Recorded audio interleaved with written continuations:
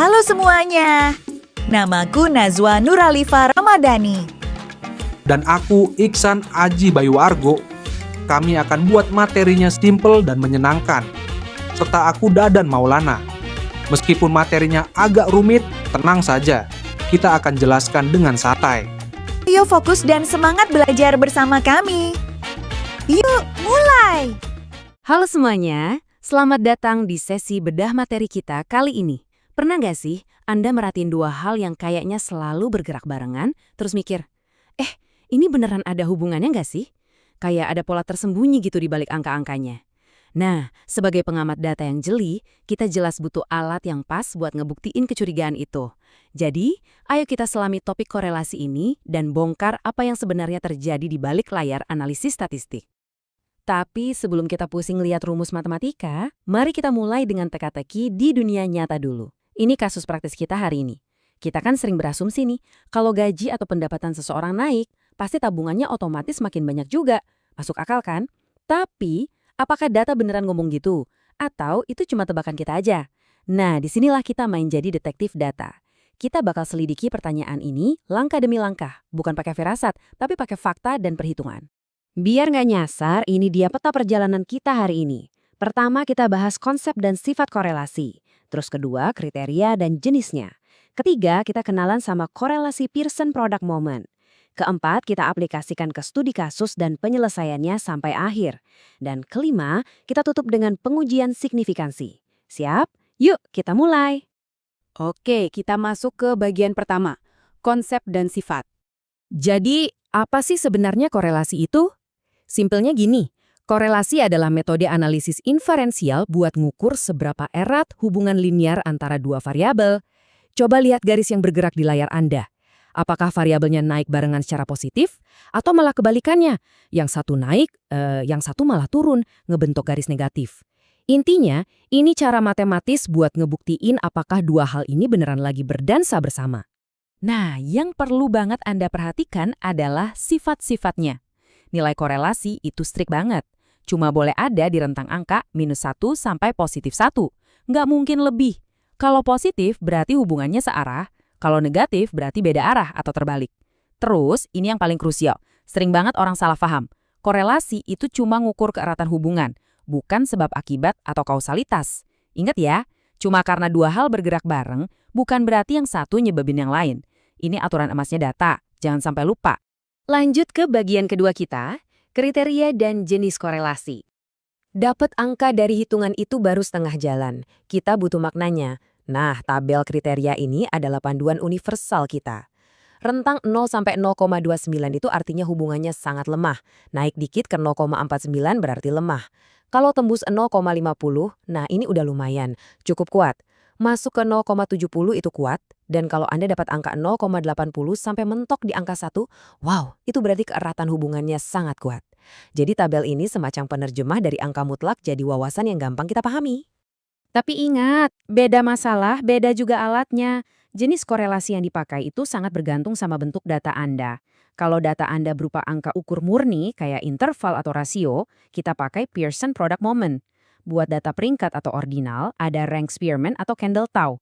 Nah, kalau datanya berupa kategori atau nominal, kita pakai koefisien kontingensi. Berhubung data pendapatan dan tabungan di kasus kita tadi bentuknya angka rasio murni, fix ya, kita bakal pakai metode Pearson. Sip, sekarang kita masuk ke senjata utama kita di bagian ketiga, korelasi Pearson Product Moment. Waduh, lihat rumusnya panjang banget ya. Tenang, kelihatannya aja ribet, padahal logikanya super simple. Fokus ke RXY, ini adalah tujuan akhir kita, alias si koefisien korelasi. Sisanya di sebelah kanan itu cuma bahan-bahannya. X itu variabel pertama, Y variabel kedua, dan N itu cuma total jumlah data atau sampel yang kita punya.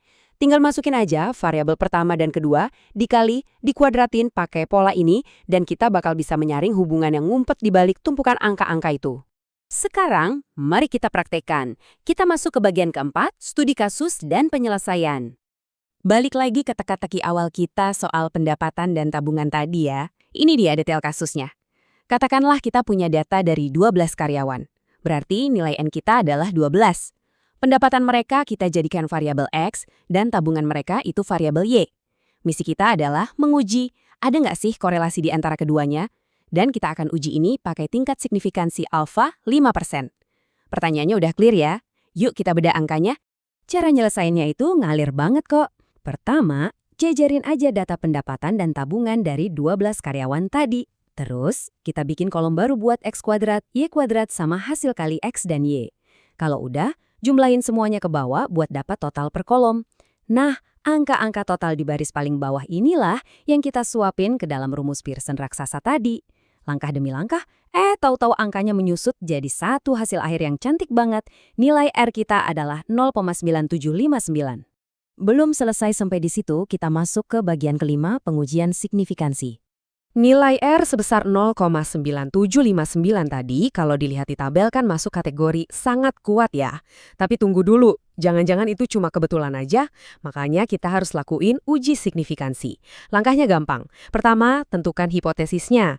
H0 itu ibarat praduga tak bersalah, artinya nggak ada korelasi. H1 artinya ada korelasi. Kedua, ubah nilai R tadi jadi T hitung. Ketiga, kita adu nilai T hitung ini sama batas standar yang namanya T tabel. Kalau T hitung kita lebih gede dari T tabel, artinya H0 ditolak.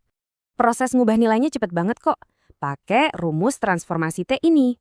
Kita tinggal masukin aja nilai R kita yang tinggi tadi, si 0,9759, terus masukin juga jumlah sampel kita, yaitu 12. Hitung sedikit, dan ini bakal ngebawa data kita ngelewatin rintangan validasi matematika yang terakhir. Dan jeng-jeng, hasil perhitungannya adalah 27,9528. Gede banget kan? Ini adalah nilai T hitung kita yang udah siap tempur buat dihadapkan langsung sama batas di T tabel. Sekarang coba perhatiin kurva ini.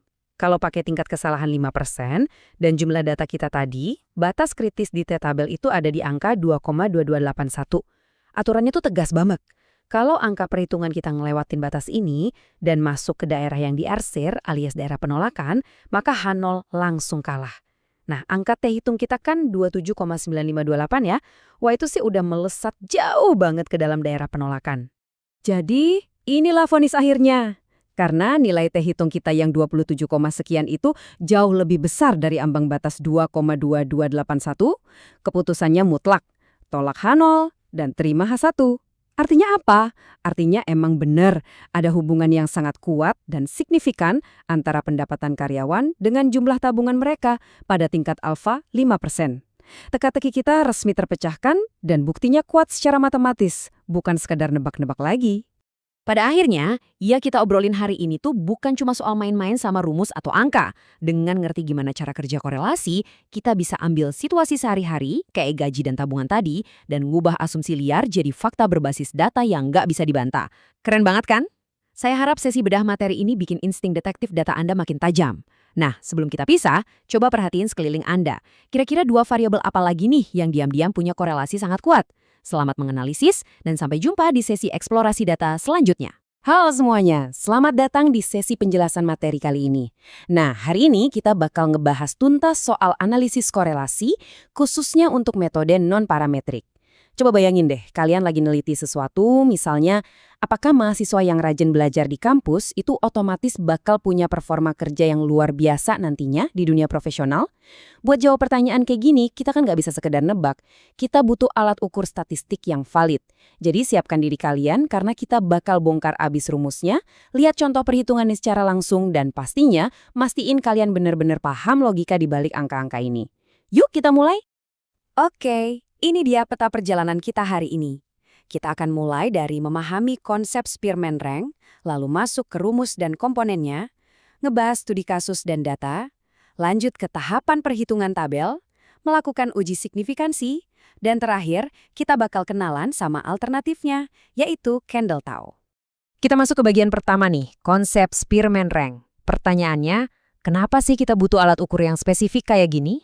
Gini, korelasi rank Spearman itu pada dasarnya adalah metode statistik non-parametrik yang dirancang khusus buat ngukur hubungan antar variabel, tapi dia menggunakan skala data ordinal. Ingat ya, kata kuncinya di sini adalah non-parametrik dan ordinal. Artinya apa? Metode ini tuh pas banget kalian pakai kalau data kalian kebetulan nggak berdistribusi normal, atau kalau bentuk datanya berupa peringkat, kategori, maupun skor kuesioner kayak rentang sangat buruk sampai sangat baik. Jadi, alih-alih fokus kebesaran nilai mentahnya secara absolut, kita justru lebih fokus ke peringkat atau ranking dari data tersebut. Lanjut ke bagian kedua, rumus dan komponen. Sekarang, mari kita lihat mesin yang ada di balik konsep ini. Nah, kalau kalian lihat rumusnya, awalnya mungkin kelihatan rumit, tapi sebenarnya ini tuh simple dan elegan banget loh. Simbol rho ini mewakili koefisien korelasi Spearman itu sendiri. Rumusnya gampang, angka 1 dikurangi oleh sebuah pecahan. Di bagian atas atau pembilang, kita punya angka 6 yang dikalikan dengan sigma D kuadrat. Sigma D kuadrat ini cuma jumlah total dari kuadrat selisih antar peringkat. Terus, di bagian bawah atau penyebut, kita bagikan nilainya dengan n pangkat 3 dikurangi n. Huruf n di situ hanyalah jumlah total sampel atau observasi kita. Inti dari rumus ini sebenarnya sederhana. Dia dirancang buat ngasih hukuman atau penalti matematika yang besar kalau ada selisih peringkat yang terlalu jauh. Supaya rumus tadi bisa bekerja, kita butuh yang namanya nilai D kuadrat. Dan buat nyari nilai ini, ada aturan main ketat yang harus kita ikuti secara berurutan. Pertama, kalian harus bikin ranking dari semua data kalian untuk masing-masing variabel, dimulai dari nilai yang paling kecil. Nah, aturan kedua, dan jujur aja ini sering jadi jebakan, kalau ada nilai data yang kembar atau persis sama, kalian nggak boleh ngasih ranking yang beda-beda secara acak. Kalian harus hitung nilai rata-rata dari posisi ranking tersebut, baru deh nilai rata-ratanya dikasih ke data-data yang kembar itu. Terakhir, setelah semua dapat ranking, kita cari selisihnya, terus jangan lupa dikuadratkan. Tujuannya apa? Ya biar nggak ada lagi angka minus yang bakal mengacaukan perhitungan akhir kita. Masuk ke bagian ketiga, studi kasus dan data. Mendingan kita langsung beranjak dari teori ke contoh nyata aja ya. Coba bayangin ada seorang peneliti yang penasaran banget, apa iya prestasi akademik seorang mahasiswa di masa lalu itu benar-benar nyambung sama prestasi kerjanya sekarang. Peneliti ini mengambil sampel 10 orang karyawan dan pakai skala Likert 1-5. Skor 5 untuk sangat baik, skor 1 untuk sangat jelek. Kita sebut variabel X untuk mewakili prestasi akademik dan variabel Y untuk mewakili prestasi kerja. Pertanyaan utamanya, apakah ada korelasi positif yang nyata dan signifikan di antara keduanya pada taraf signifikansi 5%? Oke, sekarang kita ada di bagian keempat, tahapan perhitungan tabel. Siap-siap ngitung ya. Mari kita lihat bareng-bareng gimana proses ini terbangun. Kita mulai dari menyusun data mentah untuk variabel X dan Y secara rapi di dalam tabel. Karyawan pertama, dia dapat skor 4 di akademik dan 4 di pekerjaan. Karyawan kedua dapat skor 3 dan 3. Kelihatan sangat gampang kan? Tapi, tunggu dulu. Angka-angka mentah ini belum bisa langsung kita masukkan ke dalam rumus Spearman. Disinilah keajaiban non-parametrik terjadi.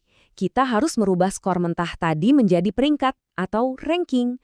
Perhatikan baik-baik prosesnya ya. Ingat aturan sebelumnya soal nilai kembar? Kalau nilai X-nya sama, rankingnya harus dirata-rata. Misalnya nih, ada beberapa karyawan yang dapat skor 3, dan mereka kebetulan menempati urutan ketiga, keempat, dan kelima secara berurutan. Nah, rata-rata dari angka 3, 4, dan 5 adalah 4. Jadi semuanya wajib dikasih ranking 4 biar adil. Langkah yang sama persis juga kita lakukan untuk variabel Y. Begitu ranking X dan Y udah siap, kita hitung selisihnya atau nilai D untuk setiap baris. Terus jangan lupa langsung kuadratkan hasilnya di kolom sebelahnya untuk menghilangkan semua angka minus. Langkah terakhirnya super gampang, tinggal jumlahkan semua angka di kolom D kuadrat dari atas sampai ke bawah.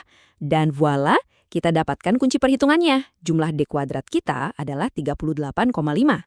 Nah, momen krusialnya tiba. Kalau kita ambil angka 38,5 tadi, barengan sama jumlah sampel kita yaitu 10, lalu kita substitusikan ke dalam rumus cantik yang udah kita bahas di awal, kita bakal dapatkan hasil akhir koefisien korelasi Spearman sebesar 0,7667. Angka ini lumayan mendekati 1 yang mengindikasikan secara sekilas emang ada hubungan positif yang cukup kuat. Tapi, apa iya ini beneran valid secara statistik atau cuma kebetulan doang nih? Buat menjawab keraguan itu, kita harus masuk ke bagian kelima, uji signifikansi. Di tahap ini, kita bermain peran sebagai hakim. Kita susun dua kemungkinan hipotesis yang saling berlawanan. Hipotesis 0 atau H0, posisinya pesimis nih. Dia bilang, nggak ada loh korelasi yang nyata antara prestasi akademik dan prestasi kerja. Angka 0,7667 tadi mah cuma kebetulan aja. Sebaliknya, hipotesis alternatif atau H1 dengan yakin bilang, terdapat korelasi yang nyata antara keduanya. Siapa yang benar? Kita bakal menguji mereka pakai ambang batas yang ketat banget, yaitu tingkat signifikansi alfa 5% atau 0,05. Untuk mengambil keputusan bulat, kita nggak bisa sekedar pakai nilai rho 0,7667 tadi. Nilai itu wajib kita ubah dulu jadi statistik uji T. Tenang, prosesnya cukup lugas kok. Kita masukin nilai rho ke dalam rumus t-test, kita hitung akarnya, lakukan pembagian, dan perlahan kita mengerucut pada satu angka final yang sangat krusial. Nilai T hitung kita ketemu di angka 3,7763. Angka inilah yang bakal jadi penentu nasib di kurva distribusi nanti. Nah, batas keputusan kita sekarang tergambar sangat jelas. Dengan derajat kebebasan yang kita punya, tabel nilai kritis T pada alfa 5% memberi kita batas tegas di angka 2,3060 dan minus 2,3060. Perhatikan area merah di ujung-ujung kurva itu. Itulah zona kritis kita, alias daerah penolakan H0. Terus, di mana letak T hitung kita yang nilainya 3,7763 tadi? Betul banget, posisinya jauh melewati batas 2,3060, mendarat dengan sangat meyakinkan tepat di dalam zona penolakan sebelah kanan. Karena jatuh di zona merah, keputusannya udah bulat dan lantang, kita tolak H0 dan terima H1. Kesimpulannya, secara matematis terbukti kuat bahwa memang ada hubungan positif yang sangat signifikan antara prestasi akademik di masa lalu dengan bagusnya performa kerja karyawan di kasus kita ini. Sebelum kita selesai, mari kita masuk ke bagian ke-6, alternatif Kendall-Tau.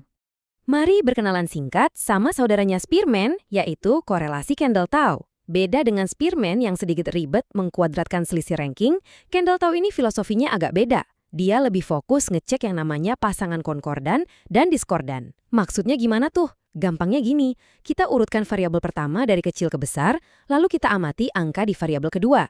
Kalau peringkat di bawahnya itu makin membesar, kita sebut mereka setuju, alias konkordan. Tapi kalau peringkat di bawahnya malah mengecil, berarti mereka nggak setuju, alias diskordan. Pendekatan menghitung jumlah persetujuan ini tuh luar biasa tangguh, apalagi kalau ukuran data kalian sangat kecil atau mengandung terlalu banyak nilai ranking yang kembar. Cara menguji signifikansinya pun unik, karena sangat dipengaruhi sama jumlah sampel atau N. Kalau sampel kalian itu cuma 10 atau kurang, kalian cukup membandingkan nilai tau yang didapat langsung dengan tabel khusus Kendall-Tau. Praktis banget.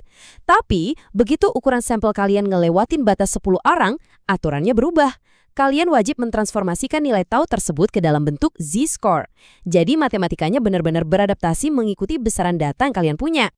Nah, pembahasan kita hari ini membawa kita pada sebuah pemikiran yang sangat penting. Statistika itu bukan sekedar memasukkan angka ke dalam rumus buta, melainkan seni dalam memilih alat analisis yang paling presisi. Spearman Rank fokus mengamati total selisih peringkat, sementara Kendall-Tau mengukur harmoni arah dari setiap pasangan data.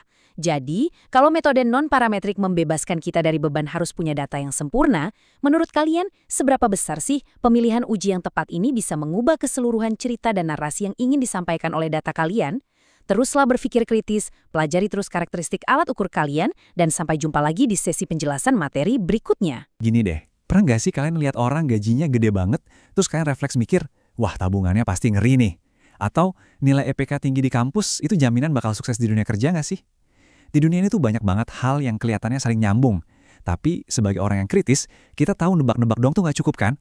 Kita butuh data, kita butuh bukti. Nah hari ini kita bakal jadi detektif data, ngebongkar hubungan rahasia di balik angka-angka itu. Selamat datang teman-teman. Jujur saya super antusias banget hari ini karena kita bakal ngebedah misteri di balik analisis korelasi.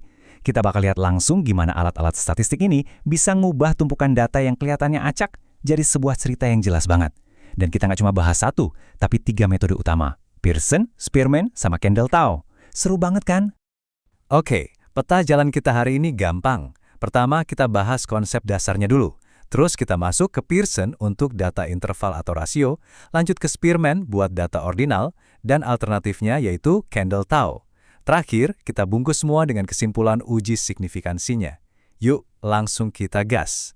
Masuk ke bagian pertama nih, konsep dasar analisis korelasi. Jadi, korelasi itu aturannya cukup tegas ya. Intinya, metode ini bantu kita ngukur seberapa kuat sih derajat hubungan linear antara satu variabel dengan variabel lain. Hubungannya itu bisa positif alias searah atau negatif yang artinya berlawanan.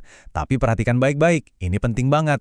Korelasi itu cuma ngukur keterkaitan, bukan sebab akibat. Jadi ingat ya, hanya karena dua hal terjadi barengan belum tentu yang satu nyebabin hal yang lain. Jangan sampai salah kaprah. Nah, tabel ini mengilustrasikan lembar sontekan andalan kita buat ngukur seberapa erat hubungan tadi.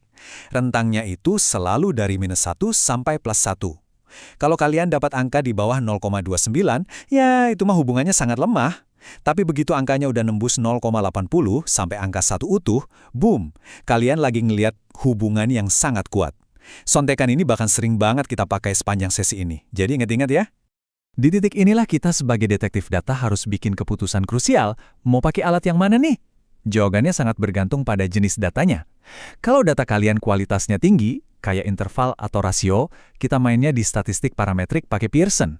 Tapi, kalau datanya berbentuk peringkat atau ordinal, misalnya survei kepuasan pelanggan, kita geser ke non-parametrik pakai Spearman atau Kendall-Tau. Oh ya, buat kalian yang datanya nominal, misalnya mau ngecek ada nggak sih hubungan antara profesi seseorang dengan jenis olahraga favoritnya, nah, itu pakai metode analisis korelasi kontingensi. Metode ini pakai rumus koefisien C yang dihitung dari nilai chi-square. Proses pengujiannya membandingkan antara frekuensi observasi nyata sama perhitungan frekuensi harapan. Menarik kan? Tapi khusus untuk hari ini, radar utama kita bakal fokus dulu untuk menguasai ketiga senjata parametrik dan ordinal ini. Bagian kedua, korelasi Pearson, andalan kita untuk data interval atau rasio. Haha, jangan panik dulu lihat rumus ini. Kelihatannya aja ribet, padahal logikanya sederhana kok.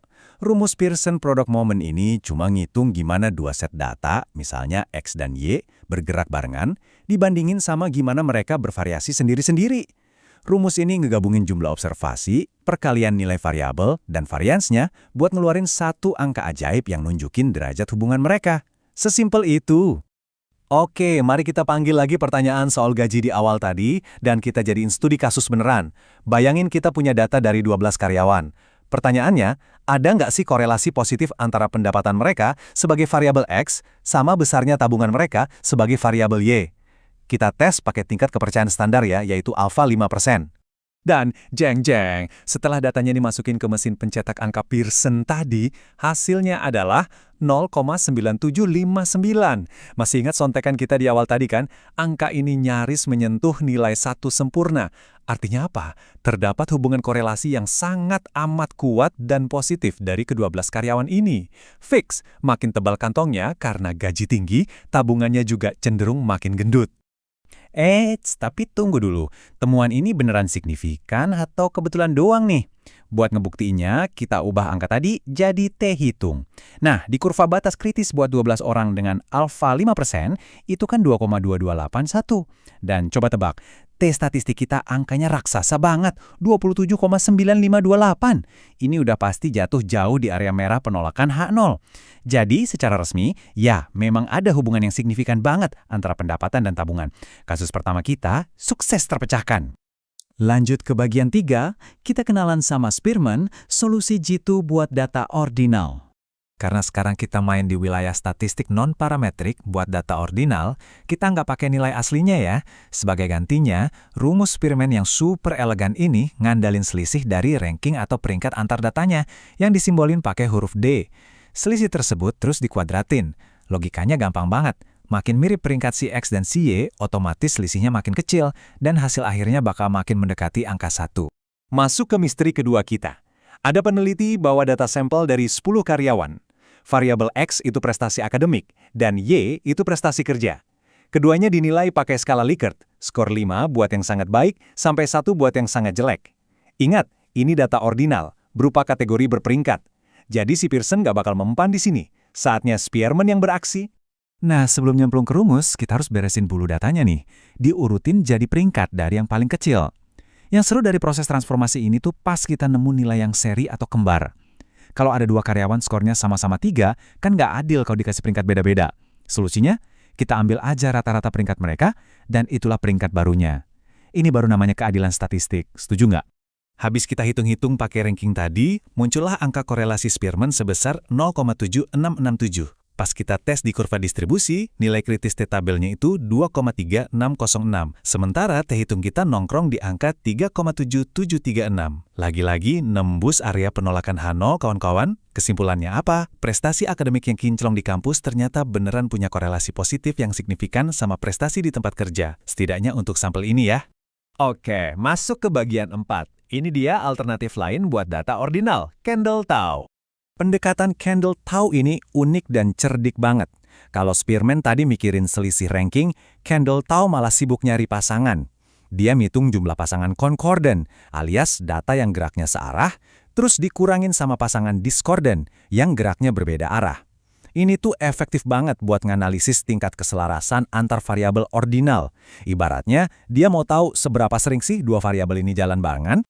Coba kita aplikasikan. Ada dosen kepo nih. Apa mahasiswa yang jago teori statistiknya juga jago pas prakteknya? Kita punya 12 data mahasiswa. Nilai teori sebagai X dan praktik sebagai Y. Kita barisin dulu nilai X dari yang paling kecil. Terus kita intip nilai Y-nya. Apakah si Y ini ngikutin jejak polanya secara searah atau malah berlawanan? Nah, habis menghitung mana pasangan yang sejalan dan berlawanan, kita dapat korelasi Kendall Tau di angka 0,666. Tapi karena sampel kita ada 12 orang, yang artinya lebih dari 10, aturan mainnya mengharuskan kita pakai uji Z, bukan tabel Tau biasa. Pas dimasukin ke rumus Z, angkanya keluar 2,4928. Karena ini lebih besar dari nilai kritis Z standar, bam, kita tolak H0 lagi. Ternyata emang bener, pemahaman teori itu sangat sejalan sama kemampuan praktiknya. Terakhir, bagian 5, kesimpulan uji signifikansi.